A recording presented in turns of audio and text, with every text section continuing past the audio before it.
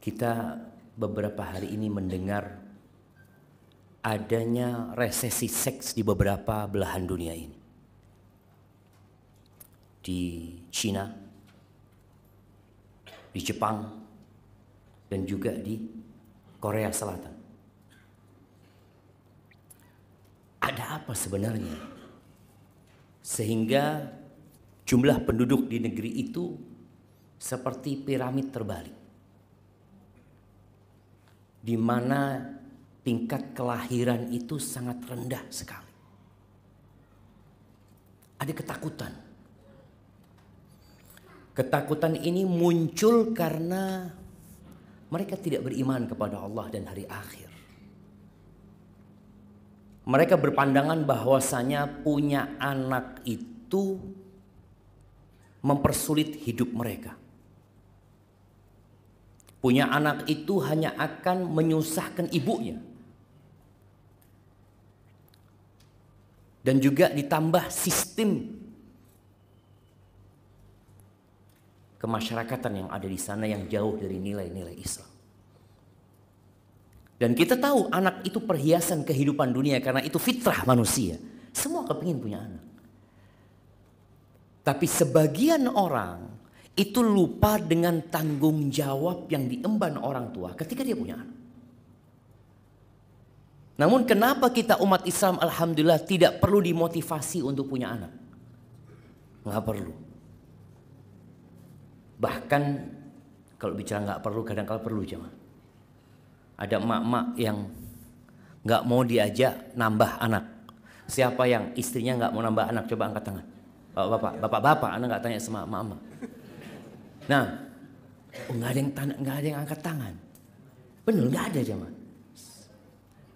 Ibu-ibu ada yang masih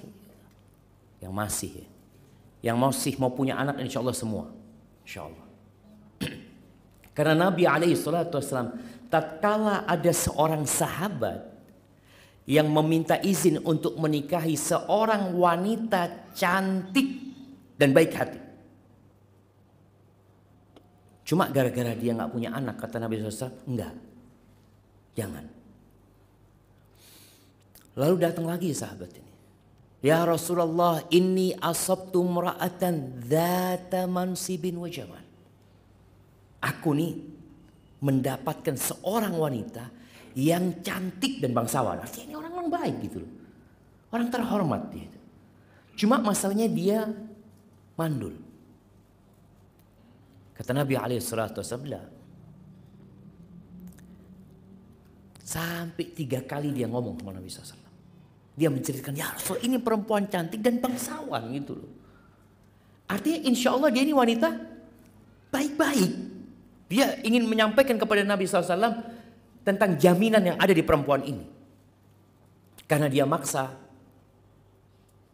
Jadi sebagian orang itu jamaah kalau dilarang tapi tidak dikasih tahu sebabnya, mokso. Seharusnya seorang muslim itu sami'na wa ata'na. Cuma kadang-kala ada keinginan ini itu. Terakhir Nabi SAW mengatakan kepada dia, tazawwajul waludal wadud. Fa inni mukathirun bikumul umam yaumal qiyamah. Nikahilah wanita yang penyayang dan banyak anaknya. Subhanallah ya. Walud ini bukan hanya dia subur, tapi dia suka melahirkan. Karena ada perempuan walaupun subur tapi nggak suka melahirkan. Bahkan dia mengatakan ke suaminya, enggak sudah, capek aku. Kesel. Iyo awakmu enak-enakan. Aku kesel. Jadi kadang-kala ada model-model perempuan yang dia subur, tanpa perlu ke dokter dia akan punya anak. Tapi dia merasa lelah, nggak mau punya anak. Sedangkan al-walud itu yang suka beranak gitu. Suka beranak. Nah, mungkin bahasanya agak perlu diperbaiki nanti jemaah. Kenapa Nabi menyuruh itu jemaah? Disinilah tujuan hidup seorang muslim. Kalau tadi kenapa sekolah bicara tentang visi, misi? Karena memang kita harus berpikir apa sih yang kita inginkan dari kehidupan ini. Nabi SAW mengatakan, fa inni mukathirun bikumul umam yaumal qiyamah. Aku ini ingin pada hari kiamat itu banyak-banyakan umatku di hadapan nabi-nabi yang lain. Itu yang beliau inginkan. Makanya alhamdulillah bicara resesi seks ini bisa disebut di negeri-negeri Islam itu tidak terjadi. Walaupun usaha orang-orang yang tidak suka dengan Islam untuk mempengaruhi itu. Antum tahu di Eropa tingkat kelahiran tertinggi itu adalah dari kaum muslimin.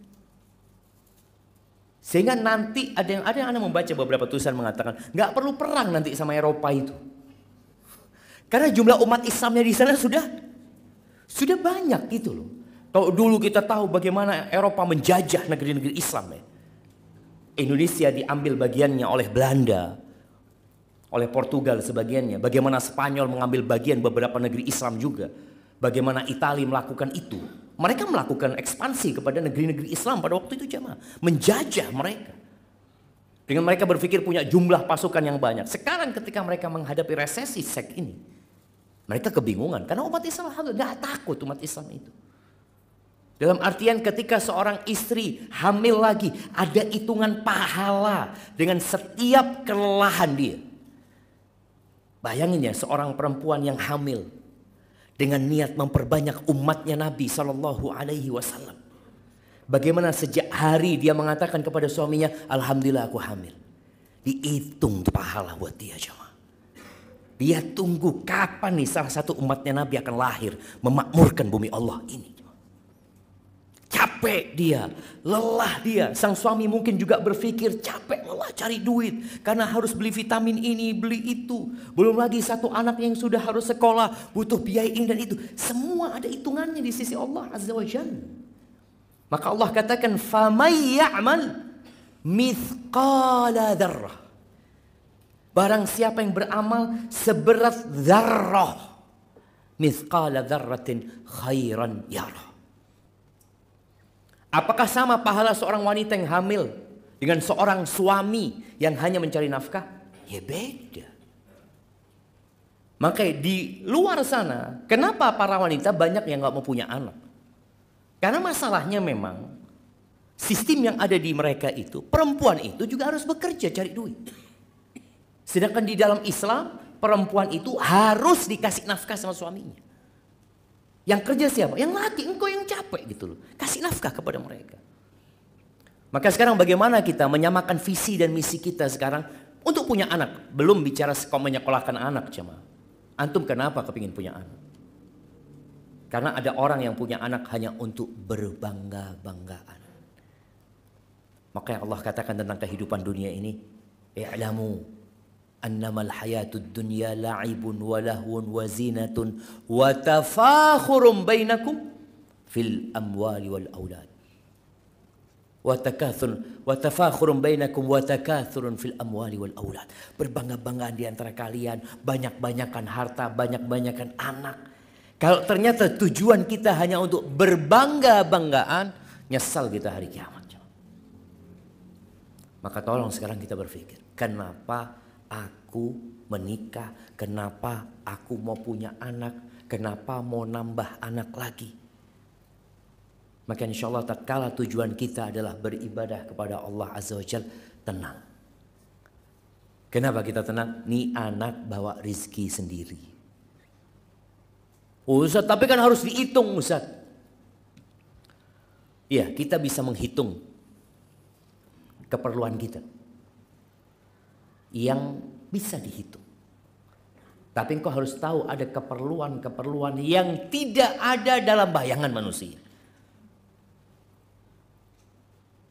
Tahu-tahu anak kecelakaan, naudzubillah.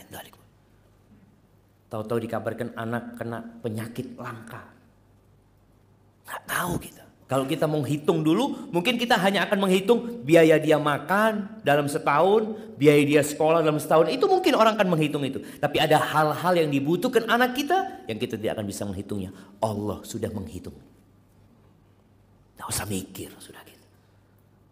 Makanya bagaimana Nabi SAW mengajarkan kepada sahabatnya untuk tawakal seperti burung.